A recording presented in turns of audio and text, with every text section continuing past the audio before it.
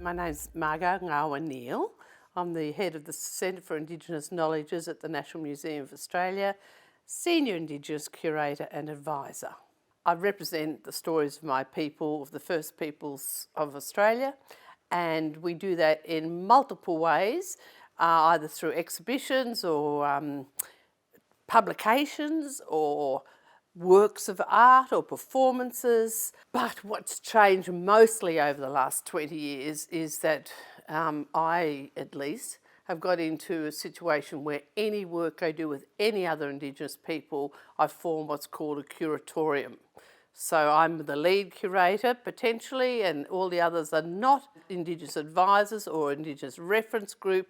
They are the co-curators or the co-writers or the co of everything, because that mob whose stories we're telling, it's their stories. I'm the choreographer. Now, songlines, the genesis of songlines, so the beginning of this project was in about 2010, when the Anangu elder said, we need your help to save the songlines. We're the last elders that when we go, our young fellas won't know who they are, where they're from, and it'll be lost. So it was a project that actually started as a preservation project, and everything was accrued in that time was to be deposited into Ara, which is an Aboriginal managed archive in Alice Springs. And then for the next 5 or 7 years, we journeyed the three huge deserts, 7,000 kilometres, 500,000 square kilometres.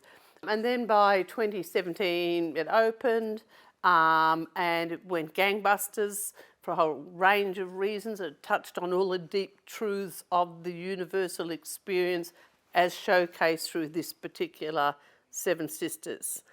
Then it went overseas, which is why it has resonated in the UK, which is the hardest nut to crack in the universe, and come to Australian, let alone Indigenous material.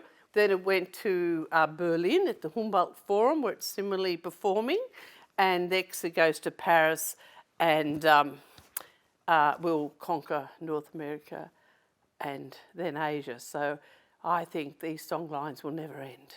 Not only are we talking about Indigenous stories, but we are talking about human stories with universal values. So we don't have to collaborate with only the Indigenous peoples of the UK, but we could.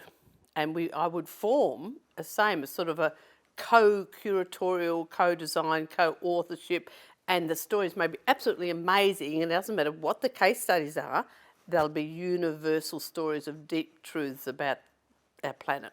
And it would be great to connect with the work that's being done on the Indigenous languages, because in Australia we are well and truly down that path now. You can't hop on a plane, you can't go open to an event, you don't on the news, absolutely everything you will always hear people acknowledge in language what land and what country and what group they associate with.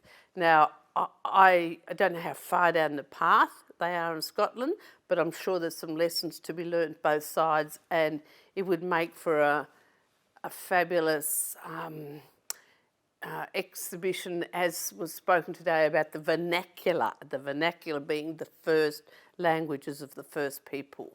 It absolutely is the way to go, because people talk about shared ownership and the trusts and stuff you were just talking about, but you can't actually get it if you're just being a venue and you're collaborating on the logistics, which is what happens. The only way you can really do it is work from the heart of the matter, of the content, as, equal contributors.